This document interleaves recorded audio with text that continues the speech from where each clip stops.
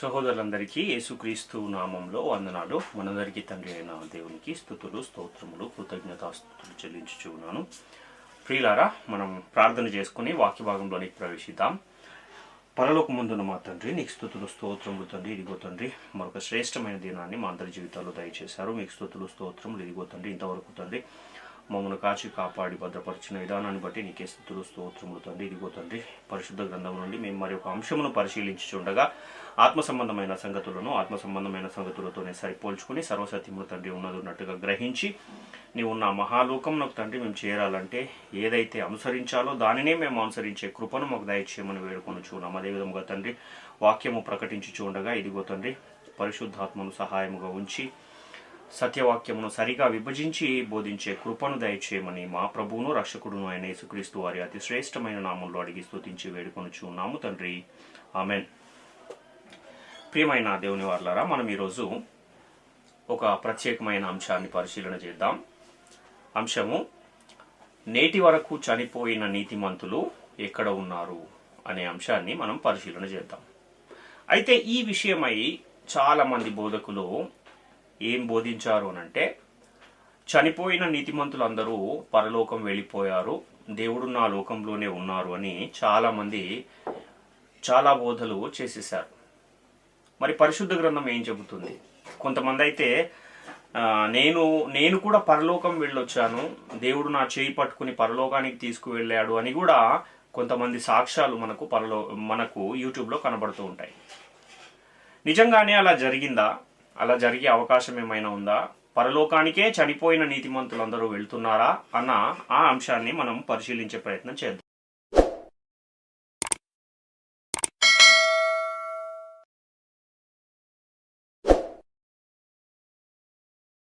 3వ అధ్యాయం 13వ వచనంలో, మరియు పరలోకము నుండి దిగి వచ్చిన వాడే, అనగా పరలోకములో ఉండు మనుష్య కుమారుడే తప్ప పరలోకమునకు ఎక్కిపోయిన వాడెవడునూ లేడు అని అక్కడ చాలా స్పష్టంగా యేసుక్రీస్తు వారు చెబుతున్నారు. అంటే యేసుక్రీస్తు తప్ప పరలోకానికి ఎక్కిపోయిన వారు ఎవ్వరూ కూడా లేరు. అంటే నేను పరలోకంలో నేనున్నంత వరకు కూడా ఎవ్వరూ పరలోకానికి రాలేదు అని యేసుక్రీస్తు వారే సాక్ష్యం ఇస్తూ ఉన్నారు ఇక్కడ. అంటే యేసుక్రీస్తుకు ముందు నీతిమంతులు ఎవరు చనిపోలేదా అంటే చాలా మంది చనిపోయారు. హేబెలు మొదలుకుని మలాకి ప్రవక్త వరకు చాలా మంది నీతిమంతులు చనిపోయారు. చనిపోయిన వారు ఎక్కడికి వెళ్ళారు అంటే, చాలా మంది ఏమనుకుంటున్నారంటే నీతిమంతులందరూ చనిపోయిన వెంటనే పరలోకం వెళ్ళిపోతారు అనుకుంటున్నారు. కానీ యేసుక్రీస్తు వారు చెబుతున్న ఈ మాటను మనం గమనిస్తే, మనుష్య కుమారుడే తప్ప పరలోకమునకు ఎక్కిపోయిన వాడెవడును లేడు అని ఆయన చెబుతున్నాడంటే, అంతవరకు చనిపోయిన నీతిమంతులందరూ పరలోకానికి వెళ్ళట్లేదు అన్న విషయం మనకు అర్థమవుతుంది. మరి పరలోకానికి వెళ్ళకపోతే వాళ్ళు ఎక్కడికి వెళ్తున్నారు అన్న ఆ విషయాన్ని కూడా మనం చూడగలిగితే, మరలా మనము లేఖనాన్ని పరిశోధన చేస్తే యోబు గ్రంథము 7వ అధ్యాయము 9-10 వచనాల్లో ఈ విధంగా వ్రాయబడి ఉంది. మేఘము విడిపోయి అదృశ్యమగునట్లు పాతాళమునకు దిగిపోయిన వాడు మరి ఎప్పుడునూ రాడు, అతడు ఇక ఎన్నడునూ తన ఇంటికి రాడు, అతని స్థలము అతని మరలా ఎరుగదు అని ఇక్కడ చూస్తూ ఉన్నాం. అంటే మేఘము విడిపోయి అదృశ్యమగునట్లు పాతాళమునకు దిగిపోయిన వాడు మరి ఎప్పుడునూ రాడు అంటున్నాడు ఇక్కడ. అంటే పాతాళ లోకానికి వెళుతున్నారు చనిపోయిన వారు అన్న ఒక ఇన్ఫర్మేషన్ మనకి ఇక్కడ దొరుకుతుంది. అదేవిధంగా యోబు గ్రంథంలోనే 14వ అధ్యాయము 13వ వచనాన్ని కూడా మనం చూస్తే, నీవు పాతాళములో నన్ను దాచిన ఎడల ఎంతో మేలు, నీ కోపము చల్లారు వరకు నన్ను చాటున ఉంచిన ఎడల ఎంతో మేలు, నాకు ఇంత కాలమని నీవు నియమించి తరువాత నన్ను జ్ఞాపకము చేసుకొనవలెనని నేనెంతో కోరుచున్నాను అంటున్నాడు ఇక్కడ యోబు గారు. అంటే నన్ను పాతాళములో దాచిన ఎడల ఎంతో మేలు అని ఇక్కడ యోబు గారే మాట్లాడుతున్న ఒక మాట మనకు కనబడుతుంది. చనిపోయిన వారు ఎక్కడికి వెళుతున్నారు అంటే పాతాళ లోకానికి వెళుతున్నారు అని మనకి ఇక్కడ చాలా స్పష్టంగా అర్థమవుతూ ఉంది. నీతిమంతుడైన యోబు కూడా ఏమంటున్నాడంటే, నీవు నన్ను పాతాళములో దాచిన ఎడల ఎంతో మేలు అంటున్నాడు. అంటే చనిపోయిన నీతిమంతులు పాతాళానికి వెళుతున్నారు అని ఇక్కడ మనకు అర్థమవుతుంది. అదేవిధంగా యోబు గ్రంథము 17వ అధ్యాయం 13వ వచనంలో, ఆశ ఏదైనా నాకుండిన ఎడల పాతాళము నాకు ఇల్లు అను ఆశయే, చీకటిలో నా పక్క పరుచుకొనుచున్నాను అంటున్నాడు ఇక్కడ. అంటే దేవుడే యోబును గూర్చి, నా భక్తుడైన యోబును గూర్చి ఆలోచించితివా అని అపవాదిని అడిగిన ఆ యోబు నా ఇల్లు ఏదని చెబుతున్నాడు అంటే పాతాళమే నాకు ఇల్లు అని చెబుతున్నాడు. అంటే చనిపోయిన వారు ఎక్కడికి వెళ్తూ ఉన్నారు? పాతాళానికి వెళ్తున్నారు. అదేవిధంగా యోబు గ్రంథం 21వ అధ్యాయం 13వ వచనాన్ని కూడా మనం చూస్తే, వారు శ్రేయస్సు కలిగి తమ దినములు గడుపుదురు, ఒక్క క్షణములోనే పాతాళమునకు దిగుదురు అని ఇక్కడ మనకి ఇంకొక లేఖనం కనబడుతుంది. అంటే చనిపోయిన వెంటనే ఒక్క క్షణంలో ఎక్కడికి వెళ్ళిపోతున్నారు? చనిపోయిన వాళ్ళంతా పాతాళానికి వెళ్ళిపోతున్నారు అని చాలా స్పష్టంగా అర్థమవుతుంది. యేసుక్రీస్తు వారేమో పరలోకానికి ఎవరు రాలేదు అంటున్నాడు. ఇక్కడ ఈ లేఖనాలన్నీ చూస్తుంటేనేమో పాతాళానికి చనిపోయిన వారు వెళ్ళిపోతున్నారు. వాళ్ళు కూడా ఎంతసేపట్లో వెళ్తున్నారంటే ఒక్క క్షణంలోనే వెళ్ళిపోతున్నారు అని అర్థమవుతుంది. ఏ మనిషి అయినా కూడా ఎక్కడికి వెళ్ళాలి అంటే చనిపోయిన తర్వాత పాతాళానికే వెళ్ళాలి. కీర్తనల గ్రంథం 89వ అధ్యాయం 48వ వచనాన్ని మనం చూస్తే, మరణమును చూడక బ్రతుకు నరుడెవడు, పాతాళము యొక్క వశము కాకుండా తను తాను తప్పించుకొనగలవాడెవడు అని ఇక్కడ ఇంకొక లేఖనం కనబడుతుంది. అంటే ఏ నరుడైనా సరే మరణాన్ని రుచి చూడవలసినదే, పాతాళ లోకానికి వెళ్ళవలసినదే తప్ప పాతాళ లోకాన్ని తప్పించుకునే సామర్థ్యము ఏ మనిషికి కూడా లేదు అని మనకి ఇక్కడ చాలా స్పష్టంగా కనబడుతుంది. ఇంతకీ ఎక్కడుంది ఈ పాతాళ లోకము అని ఆ విషయాన్ని కూడా మనం చూడగలిగితే, యోబు గ్రంథము 33వ అధ్యాయం 24వ వచనంలో, దేవుడు వాని యందు కరుణ చూపి పాతాళము లోనికి దిగి వెళ్లకుండా వానిని విడిపించును, ప్రాయశ్చిత్తము నాకు దొరికెనని సెలవిచ్చును అని ఇక్కడ ఇంకో లేఖనం కనబడుతుంది. అంటే పాతాళములోనికి దిగి వెళ్లకుండా వానిని విడిపించును అంటున్నాడు. అంటే పాతాళానికి వెళ్ళాలంటే దిగి వెళ్ళాలి అన్న విషయం మనకి ఇక్కడ ఇంకొకటి కనబడుతూ ఉంది. అదేవిధంగా కీర్తనల గ్రంథం 9వ అధ్యాయం 17వ వచనాన్ని కూడా చూస్తే, దుష్టులను దేవుని మరచు జనులందరూ పాతాళమునకు దిగిపోవుదురు. దుష్టులు కూడా, పాపము చేసిన వారు కూడా ఎక్కడికి వెళ్తారు అని ఇక్కడ చెబుతున్నాడు. అంటే పాతాళానికే దిగిపోతారు వాళ్ళు కూడా. నీతిమంతులు కూడా పాతాళానికే వెళుతూ ఉన్నారు అని పరిశుద్ధ గ్రంథం తెలియజేస్తుంది. అదేవిధంగా దుష్టులు, దేవుని మరచు జనులు కూడా ఎక్కడికి వెళ్తున్నారు? పాతాళ లోకానికే వెళుతున్నారు. అదేవిధంగా సామెతల గ్రంథము 15వ అధ్యాయం 24వ వచనాన్ని మనం చూస్తే, క్రిందనున్న పాతాళమును తప్పించుకొనవలెనని బుద్ధిమంతుడు పరలోకమునకు పోవు జీవమార్గమున నడుచుకొనును అని ఇక్కడ ఇంకో లేఖనం కనబడుతుంది. అంటే క్రిందనున్న పాతాళమును తప్పించుకొనవలెనని బుద్ధిమంతుడు పరమునకు పోవు జీవ మార్గమున నడుచుకొనును. అంటే ఎక్కడుంది ఈ పాతాళ లోకము? క్రింద ఉంది. యెషయా గ్రంథము 7వ అధ్యాయం 11వ వచనాన్ని కూడా చూస్తే, నీ దేవుడైన యెహోవా వలన సూచన నడుగుము, అది పాతాళమంత లోతైనను సరే, ఊర్ధ్వలోకమంత ఎత్తైనను సరే అని ఇక్కడ మనకు ఇంకొక లేఖనం కూడా కనబడుతుంది.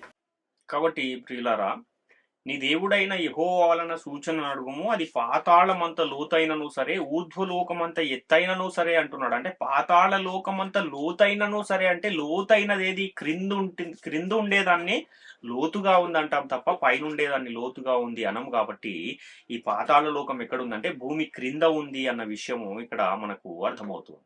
ఇంకా మనం ఇంకొక స్పష్టమైన లేఖనాన్ని చూడగలిగితే, భూమి క్రింద అన్న మాట మనకు యెహెజ్కేలు గ్రంథం 32వ అధ్యాయం 18వ వచనంలో చాలా స్పష్టంగా కనబడుతుంది.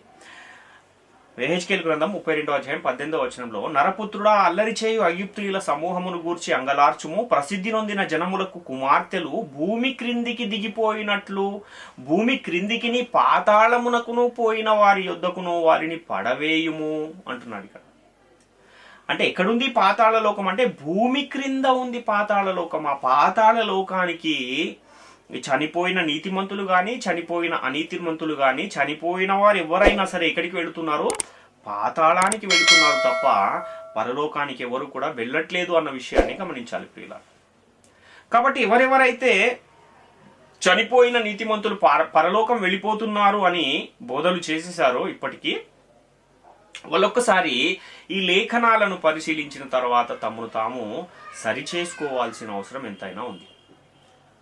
యేసుక్రీస్తు వారు కూడా చెప్పిన ఒక మాటను మనం చూడగలిగితే మత్తయి సువార్త 11వ అధ్యాయం 23వ వచనంలో, కపెర్నహూమా ఆకాశము మట్టునకు హెచ్చింపబడదవా, నీవు పాతాళము వరకు దిగిపోయేదవు, నీలో చేయబడిన అద్భుతములు సొదొమోలో చేయబడిన ఎడల అది నీటి వరకు నిలిచియుండును అంటున్నాడు. పాతాళము వరకు దిగిపోయేదవు అంటున్నాడు. దిగిపోయేదవు అంటే కింద ఉన్న పాతాళానికి దిగిపోతావు అని ఇక్కడ యేసుక్రీస్తు వారు కూడా చెబుతున్న ఒక మాట మనకు కనబడుతుంది. అదేవిధంగా యేసుక్రీస్తు వారిని గురించిన ఒక ప్రవచనాన్ని కూడా మనం చూడగలిగితే కీర్తనల గ్రంథం 16వ అధ్యాయం 10-11 వచనాల్లో, ఎందుకనగా నీవు నా ఆత్మను పాతాళములో విడిచిపెట్టవు, నీ పరిశుద్ధుని కుళ్ళు పట్టనీయవు, జీవమార్గమును నీవు నాకు తెలియజేసేదవు, నీ సన్నిధిని సంపూర్ణ సంతోషము కలదు, నీ కుడి చేతిలో నిత్యము సుఖములు కలవు అన్న ఒక ప్రవచనాన్ని దావీదు గారు చెబుతున్నారు. ఎవరిని గూర్చి ఈ ప్రవచనాన్ని ఆయన చెబుతున్నారు? నీవు నా ఆత్మను పాతాళంలో విడిచిపెట్టవు, నీ పరిశుద్ధుని కుళ్ళు పట్టనీయవు అన్న ఈ ప్రవచనము దావీదు గారు ఎవరిని గూర్చి చెబుతున్నారో ఆ విషయం మనకు తెలియాలంటే క్రొత్త నిబంధనలో ఉన్న అపోస్తలుల కార్యాల గ్రంథము 2వ అధ్యాయము 22 నుంచి మనం చూడగలిగితే యేసుక్రీస్తు వారిని గురించి ఇది రాయబడింది అన్న విషయం మనకు అర్థమవుతుంది. ఆ విషయాన్ని మనం చూద్దాం. అపోస్తలుల కార్యాలు 2వ అధ్యాయం 22 నుంచి 28 వచనాల వరకున్న ఆ భాగాన్ని మనం ఒకసారి పరిశీలిద్దాం. ఇశ్రాయేలు వారలారా, ఈ మాటలు వినుడి. దేవుడు నజరేయుడగు యేసు చేత అద్భుతములను మహత్కార్యములను సూచక క్రియలను మీ మధ్యను చేయించి ఆయనను తన వలన మెప్పు పొందిన వానిగా మీకు కనబరచను. ఇది మీరే ఎరుగుదురు. దేవుడు నిశ్చయించిన ఈ సంకల్పమును ఆయన భవిష్యత్ జ్ఞానమును అనుసరించి అప్పగింపబడిన ఈయనను మీరు దుష్టుల చేత సిలువ వేయించి చంపితిరి అని ఇక్కడ ఆయన ఈ మాటలను చెప్పడం ప్రారంభించిన తర్వాత 27వ వచనంలో ఆయన ఏమంటున్నాడంటే, నీవు నా ఆత్మను పాతాళములో విడిచిపెట్టవు, నీ పరిశుద్ధుని కుళ్ళు పట్టనీయవు, నాకు జీవమార్గములు తెలిపితివి, నీ దర్శనమును అనుగ్రహించి నన్ను ఉల్లాసముతో నింపెదవు అని ఇక్కడ యేసుక్రీస్తు వారిని గురించి ప్రస్తావిస్తూ ఈ మాటలు ఆయన చెబుతున్నాడు దావీదు గారు. కాబట్టి యేసుక్రీస్తు కూడా ఎక్కడికి వెళతాడు అంటే పాతాళ లోకానికి వెళ్తాడు, కానీ అక్కడే విడిచిపెట్టబడడు అని ఇక్కడ చాలా స్పష్టమైన లేఖనం మనకు కనబడుతుంది. అంటే నీతిమంతులైనా సరే, పరిశుద్ధులైనా సరే, మానవ జన్మను జన్మించిన వారెవరైనా సరే, భూమి మీదకు ఒక శరీరాన్ని ధరించుకొని వచ్చిన నరుడు లేదా మనిషి ఎవరైనా సరే పాతాళ లోకానికి వెళ్లాల్సిందే అన్న విషయము మనకి ఇక్కడ కనబడుతూ ఉంది. అంటే మినహాయింపు లేదు, ఎవరైనా సరే వెళ్ళవలసిందే అన్న విషయం ఇక్కడ మనకు చాలా స్పష్టంగా అర్థమవుతుంది. కాబట్టి యేసుక్రీస్తు వారు కూడా పాతాళ లోకం వెళ్తాడు అన్న లేఖనాలు మనకు కనబడుతూ ఉన్నాయి. ఎక్కడుంది పాతాళ లోకం అంటే భూమి క్రింద ఉంది అన్న విషయం మనకు అర్థమైంది. అయితే యేసుక్రీస్తు వారు శిలువలో పలికిన ఒక మాటను మనం చూడగలిగితే లూకాసు వార్త 23వ అధ్యాయము 39 నుంచి మనం చూస్తే, వ్రేలాడదీయబడిన ఆ నేరస్తులలో ఒకడు ఆయనను దూషించి, నీవు క్రీస్తువు కదా, నిన్ను నీవు రక్షించుకొనుము, మమ్మను కూడా రక్షించుమని చెప్పాను. అయితే రెండవ వాడు వానిని గద్దించి, నీవు అదే శిక్షా విధిలో ఉన్నావు గనక దేవునికి భయపడవా?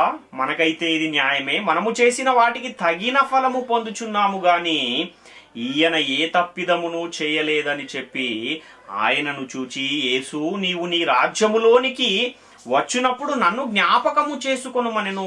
అందుకు ఆయన, అంటే యేసుక్రీస్తు వారు చెప్తున్నారు దొంగతో, ఏమంటున్నారంటే, అందుకు ఆయన వానితో, నేడు నీవు నాతో కూడా పరదేశులో ఉండు అని నిశ్చయముగా నీతో చెప్పుచున్నాను అని యేసుక్రీస్తు వారు చెప్తున్నారు.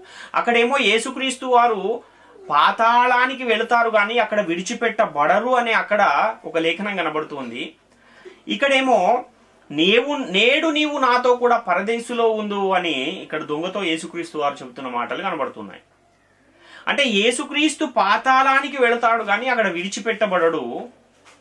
ఆ తర్వాత ఈ పరదేశుకు కూడా ఆయన నేడు నీవు నాతో కూడా పరదేశులో ఉండు అని చెబుతున్నాడు. అంటే ఆ శిలువ మీద దొంగతో ఇంకా కొన్ని క్షణాల్లో చనిపోతాడు అనగా నేను పరదేశుకు వెళుతున్నాను అని అక్కడ యేసుక్రీస్తు వారు చెబుతున్న సందర్భం మనకు కనబడుతుంది. అంటే చనిపోయిన వారు ఒక్క క్షణంలోనే పాతాళమునకు దిగిపోవుదురు అని కూడా యోబు గ్రంథం 21వ అధ్యాయం 13వ వచనంలో మనం ఇప్పుడే చూసాం. కనుక ఇక్కడ యేసుక్రీస్తు వారు చనిపోతున్న ఒక క్షణానికే ముందు నీవు నాతో కూడా పరదేశులో ఉండు అంటున్నారు. కనుక అంటే పరదేశుకు పాతాళ లోకానికి ఏదో సంబంధం ఉంది అన్న విషయం మనకి ఇక్కడ అర్థమవుతుంది. ఇంకొక విషయం కూడా మనం చూడగలిగితే ఎఫెసీ పత్రిక 4:8-10 అందుచేత ఆయన ఆరోహణమైనప్పుడు చెరనిచెరగా పట్టుకుని పోయి మనుషులకు ఈవులను అనుగ్రహించనని చెప్పబడి ఉన్నది. ఆరోహణమాయనగా ఆయన భూమి యొక్క క్రింది భాగములకు దిగనని అర్థం ఇచ్చుచున్నది కదా.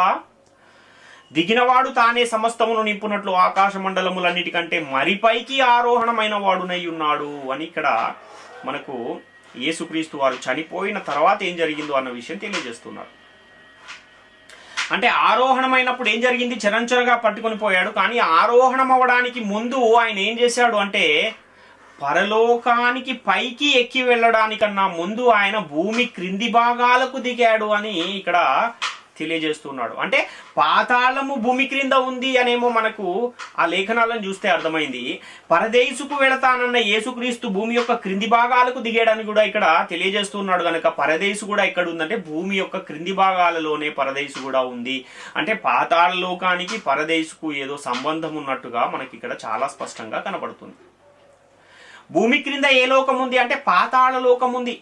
యెహెజ్కేలు గ్రంథం 32:18 ప్రకారం చనిపోయిన ప్రతి ఒక్కరూ ఒక్క క్షణంలోనే పాతాళమునకు దిగిపోవుదురని కూడా చెబుతున్నాడు. యేసుక్రీస్తు వారు కూడా నేడు నీవు నాతో కూడా పరదేశులో ఉండు అని చెబుతున్నారు. ఇవన్నిటినీ చూస్తుంటే పరలోకము పాతాళ లోకములో పరదేశు ఉందేమో అన్న ఒక సందేహము వస్తుంది. కాబట్టి ఈ విషయాలన్నింటినీ మనము పరిశీలన చేస్తూ ఉంటే చనిపోయిన వారందరూ కూడా ఎక్కడికి వెళుతూ ఉన్నారు అంటే పాతాళ లోకానికే వెళుతున్నారు.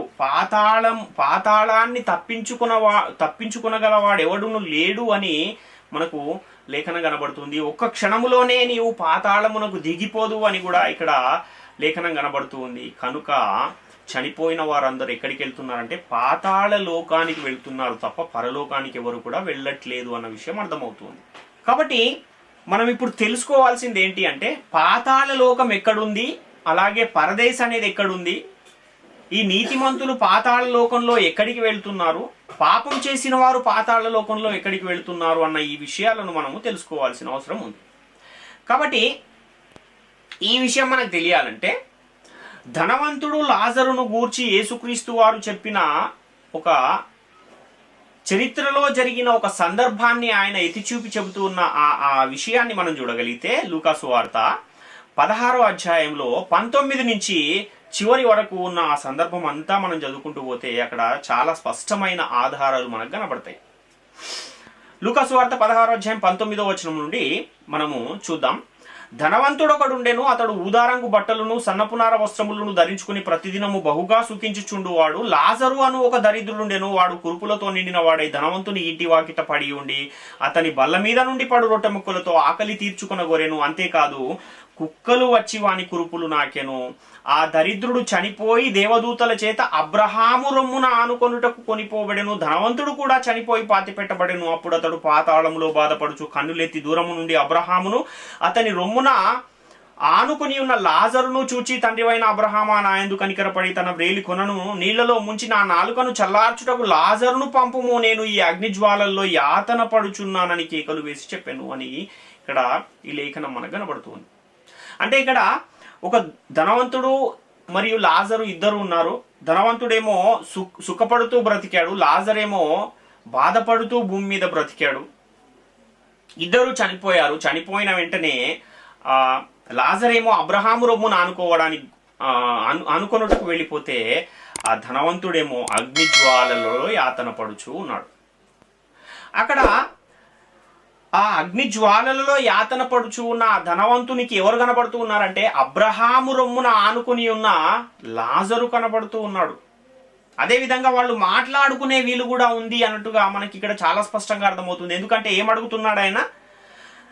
తండ్రివైన అబ్రహామా నాయందు కనికరపడి తన వ్రేలు కొనను నీళ్లలో ముంచి నా నాలుకను చల్లార్చుటకు లాజరును పంపుము, ఈ అగ్ని జ్వాలల్లో నేను యాతన పడుచున్నాను అని కేకలు వేస్తూ ఉన్న ఆ సందర్భం మనకు తెలియజేస్తూ ఉంది. అప్పుడు అబ్రహాం గారు ఏం చెప్తున్నారు, అందుకు అబ్రహాము, కుమారుడా, నీవు నీ జీవితకాలం ముందు నీకు ఇష్టమైనట్టు సుఖమును అనుభవించితివి, అలాగునని లాజరు కష్టమును అనుభవించినని జ్ఞాపకము చేసుకొనుము. ఇప్పుడైతే వాడిక్కడ నెమ్మది పొందుచున్నాడు, నీవు యాతన పడుచున్నావు.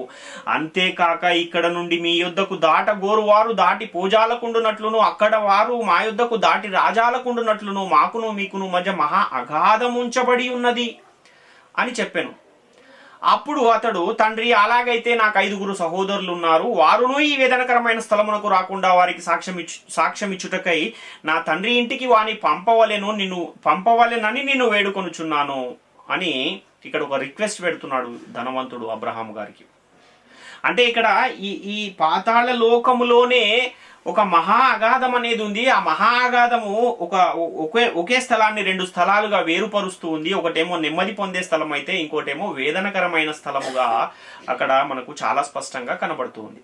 అప్పుడు వచ్చే వీలు లేకపోతే నేను ఇక్కడ వచ్చినట్టు మా 5 సహోదరులు కూడా ఇక్కడికి వచ్చేస్తారేమో, కాబట్టి ఇక్కడ మా పరిస్థితిని లాజరు చూశాడు కాబట్టి, అక్కడ మా అన్నదమ్ముల పరిస్థితిని కూడా లాజరు చూశాడు కాబట్టి ఆయన అక్కడికి పంపించి ఈ పరిస్థితిని అంతా వాళ్ళకు చెప్తే వాళ్ళైనా వాళ్ళ జీవితాలను సరి చేసుకుంటే ఇక్కడికి రాకుండా నీ యొద్దకు వస్తారు కదా, లాజర్ని అక్కడికి పంపు అని ఇక్కడ ధనవంతుడు అబ్రహాము గారిని వేడుకుంటున్న ఒక పరిస్థితి కనబడుతుంది. అప్పుడు అబ్రహాం గారు ఏమంటున్నారంటే, ఆ వీలు కూడా లేదు అని క్రింద వచనాలు మనం చదివితే మనకు అర్థమవుతుంది. 29వ వచనం మనం చూస్తే, అందుకు అబ్రహాము వారి యొద్ద మోషేయు ప్రవక్తలను ఉన్నారు, వారి మాటలు వినవలెనని అతనితో చెప్పగా, అతడు, తండ్రివైన అబ్రహాము, అలాగనవద్దు, మృతులలో నుండి ఒకడు వారి యొద్దకు వెళ్ళిన ఎడల వారు మారు మనసు పొందుదురు అని చెప్పాను. అందుకు అతడు మోషేయు ప్రవక్తలను చెప్పిన మాటలు వారు వినని ఎడల మృతులలో నుండి ఒకడు లేచినను వారు నమ్మరని అతనితో చెప్పాను అని ఇక్కడ మనం చూస్తున్నాం. అంటే పాతాళ లోకములో అబ్రహాము గారు ఉన్నారు, అబ్రహాము గారి రొమ్మున ఆనుకోవడానికి లాజరు గారు వెళ్ళారు. అదేవిధంగా అదే పాతాళ లోకంలోనే ఇంకొక భాగంలో అగ్ని జ్వాలల్లో యాతన పడుచు ఉన్న ధనవంతుడు కనబడుతూ ఉన్నాడు. ఈ 2 భాగాలను వేరు చేస్తూ ఒక మహా అగాధము కనబడుతూ ఉంది. కాబట్టి లాజరు మరియు అబ్రహాము ఉన్న స్థలమేమో నెమ్మది పొందుచున్న స్థలము అని ఇక్కడ మనకు లేఖనము తెలియజేస్తూ ఉన్న సత్యం. అదేవిధంగా ధనవంతుడున్న ఆ స్థలమేమో వేదనకరమైన స్థలము, యాతన పడు స్థలము అని ఇక్కడ మోషే గారు కూడా సాక్ష్యమిస్తూ ఉన్నారు. అలాగే ధనవంతుడు కూడా సాక్ష్యమిస్తూ ఉన్న ఒక పరిస్థితి మనకు కనబడుతుంది. కాబట్టి పాతాళ లోకములో నెమ్మది పొందు స్థలము మరియు యాతన పడే స్థలము 2 ఉన్నాయి. ఈ నెమ్మది పొందు స్థలాన్ని మరియు యాతన పడే స్థలాన్ని మనం ఆలోచిస్తే ఇవి 2 కూడా ఎక్కడ కనబడుతున్నాయంటే పాతాళ లోకములో కనబడుతున్నాయి. అక్కడ ఒకరినొకరు చూసుకునే వీలుంది, అదేవిధంగా మాట్లాడుకునే వీలు కూడా ఉంది. కానీ ఇక్కడి వారు అక్కడికి, అక్కడి వారు ఇక్కడికి దాటిపోయే అవకాశం మాత్రము లేదు అన్న విషయం కూడా చాలా స్పష్టంగా అర్థమవుతుంది. కాబట్టి భూమి క్రింద ఉన్న పాతాళ లోకము, ఆ పాతాళ లోకములో ఒక నెమ్మది పొందు స్థలము, అక్కడే దాని పక్కనే ఇంకొక వేదనకరమైన స్థలము, ఇవన్నీ కూడా మనకు కనబడుతూ ఉన్నాయి. కాబట్టి ఈ నెమ్మది పొందే స్థలానికేమో నీతిమంతులందరూ వెళుతూ ఉన్నారు, ఆ వేదనకరమైన స్థలము లేదా యాతన పడే స్థలానికేమో ఎవరు వెళ్తున్నారంటే అనీతిమంతులందరూ కూడా వెళ్తున్న ఒక పరిస్థితి మనకు కనబడుతుంది. అందుకనే లేఖనం ఏం చెబుతుంది అంటే, పాతాళ వశము కాకుండా తను తాను తప్పించుకొనగలవాడెవడు అని కీర్తనల గ్రంథము 89వ అధ్యాయము 48వ వచనం చాలా స్పష్టంగా తెలియజేస్తూ ఉంది. పాతాళ లోకానికి లేదా ఈ నెమ్మది పొందు స్థలానికి ఇంకొక పేరు కూడా ఉంది. ఆ విషయాన్ని కూడా పరిశుద్ధ గ్రంథం తెలియజేస్తున్న ఆ సందర్భాన్ని మనం చూడగలిగితే, కొరింథీయులకు రాసిన 2వ పత్రిక 12వ అధ్యాయం 1-4 వచనాల్లో, అతిశయపడుట నాకు తగదు గాని అతిశయపడవలసి వచ్చినది. ప్రభువు దర్శనములను గూర్చియు ప్రత్యక్షతలను గూర్చియు చెప్పుదును. క్రీస్తునందున్న ఒక మనుషుని నేను ఎరుగుదును. అతడు 14 సంవత్సరముల క్రిందట 3వ ఆకాశమునకు కొనిపోబడెను. అతడు శరీరముతో కొనిపోబడెను, నేను ఎరుగను. శరీరము లేక కొనిపోబడెను, నేను ఎరుగను. అది దేవునికే తెలియను. అట్టి మనుష్యుని నేను ఎరుగుదును. అతడు పరదైసులోనికి కొనిపోబడి వచింపశక్యము కాని మాటలు వినెను. ఆ మాటలు మనుషుడు పలకకూడదు. అతడు శరీరముతో కొనిపోబడెనో శరీరము లేక కొనిపోబడెనో నేను ఎరుగను. అది దేవునికే తెలియను అని ఇక్కడ మనకు పౌలు గారు చూస్తూ ఉన్న ఒక దర్శనములో ఆయన చూస్తున్న విషయాలను తెలియజేస్తున్నాడు. అంటే 14 సంవత్సరముల క్రిందట ఒక మనిషి ఉన్నాడంటే ఆయన 3వ ఆకాశమునకు కొనిపోబడెను అని 2వ వచనంలో చెబుతున్నాడు. 3వ వచనంలోనేమో అతడు పరదేశులోనికి కొనిపోబడి వచింపశక్యము కాని మాటలను విన్నాడు అని కూడా ఇక్కడ 3వ వచనంలో పౌలు గారు తెలియజేస్తున్నారు. అంటే ఈ పాతాళ లోకములో ఉన్న పరదేశునే 3వ ఆకాశం అని కూడా ఇంకొక పేరుంది అన్న విషయము మనకి ఇక్కడ చాలా స్పష్టంగా అర్థమవుతుంది.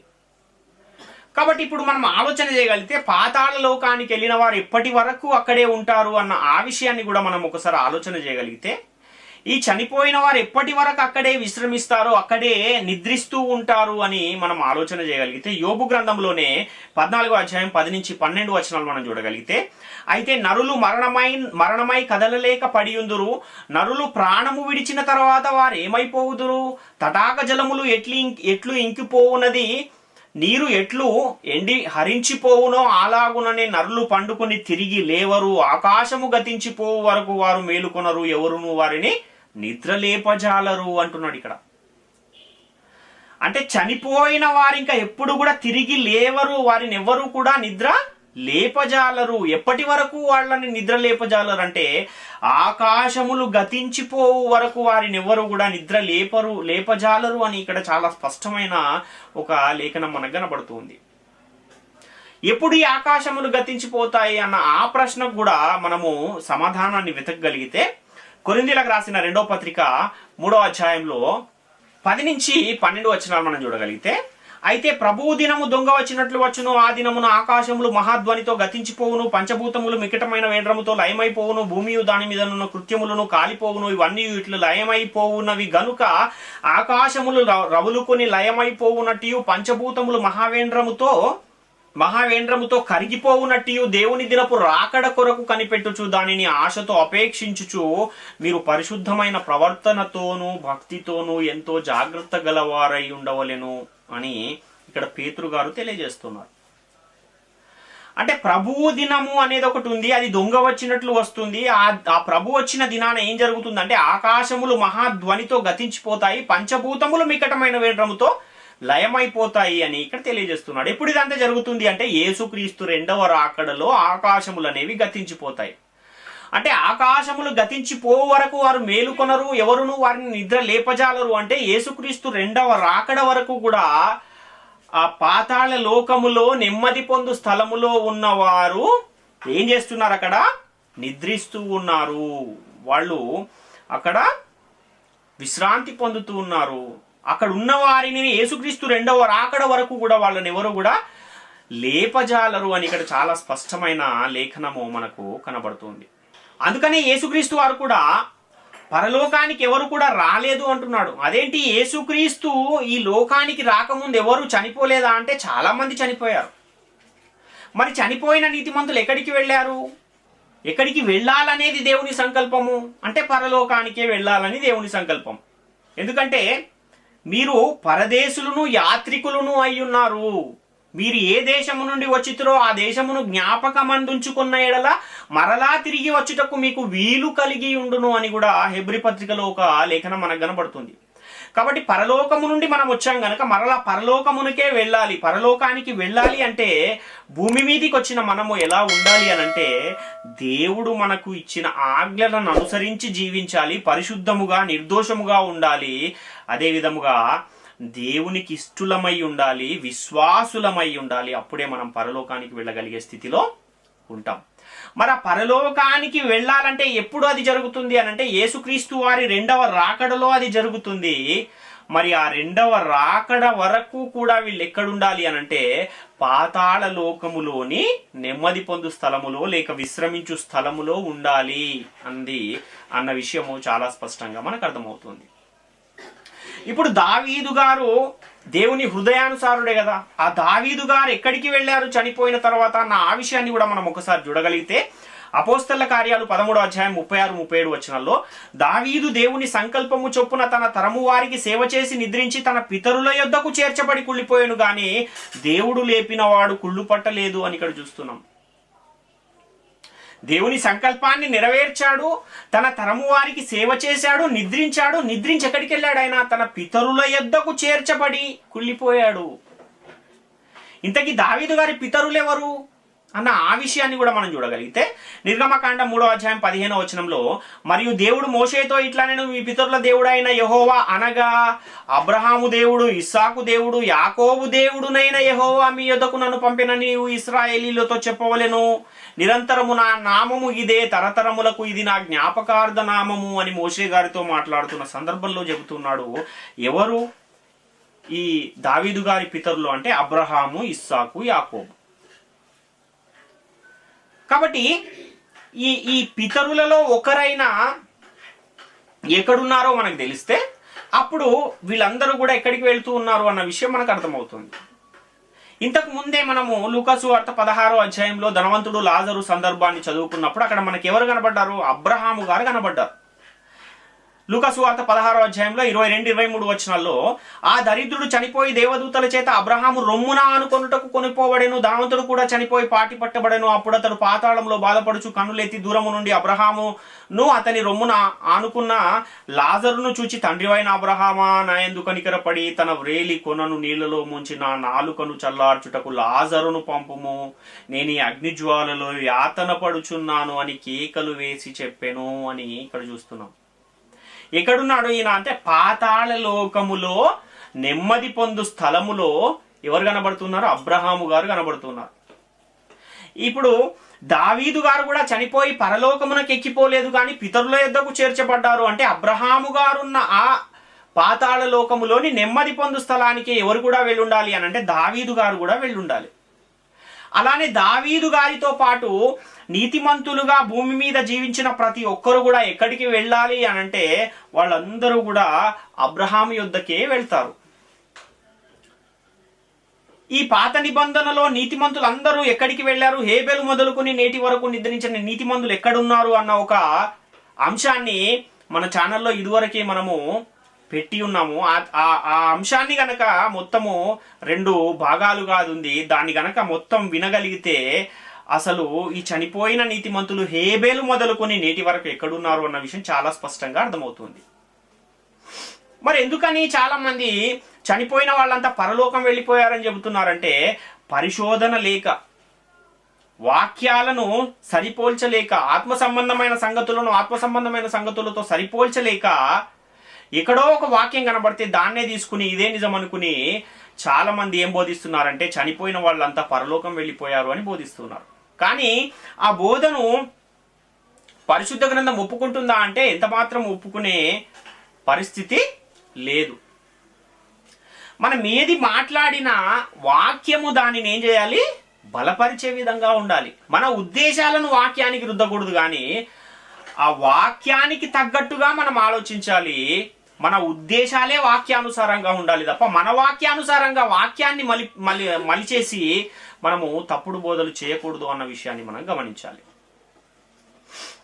కాబట్టి చనిపోయిన నీతిమంతులందరూ కూడా ఎక్కడికి వెళ్ళిపోతున్నారు అంటే పాతాళ లోకానికే వెళ్ళిపోతున్నారు. అందుకనే యోబు గారు కూడా పాతాళములో నీవు నన్ను దాచిన ఎడల ఎంత మేలు అని చెబుతున్నాడు ఆయన.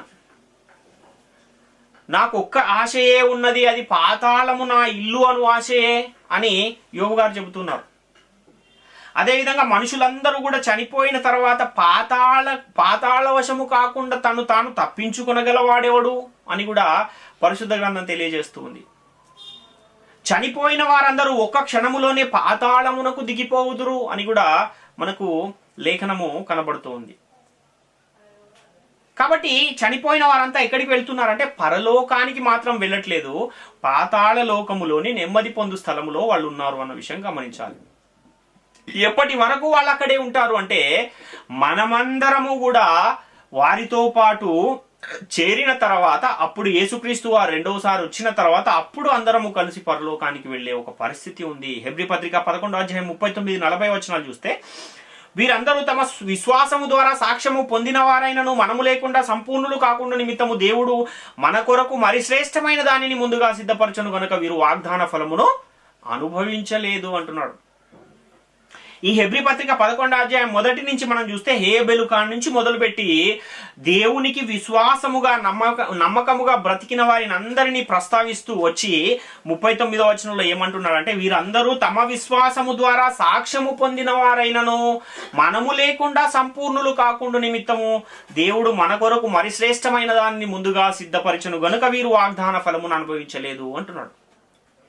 ఏంటి ఇంతకీ వాగ్దానము? ఈ వాగ్దాన ఫలం అంటే ఏంటి అంటే, నిత్య జీవాన్ని ఇస్తానని దేవుడు మనకు ఒక వాగ్దానాన్ని చేశాడు. ఆ వాగ్దానాన్ని గురించి ఇక్కడ మాట్లాడబడుతూ ఉంది. 1 యోహాను పత్రిక 2వ అధ్యాయం 25వ వచనంలో నిత్య జీవం అనుగ్రహించును అనున్నదియే ఆయన తానే మనకు చేసిన వాగ్దానం. కాబట్టి నిత్య జీవం పొందిన వారు ఎక్కడికి వెళ్ళాలి అంటే పరలోకం వెళ్ళాలి. కానీ పరలోకానికి ఎందుకని వాళ్ళు వెళ్ళట్లేదు ఇంకా అంటే, మనము లేకుండా సంపూర్ణులు కాలేరు గనుక వెళ్ళట్లేదు.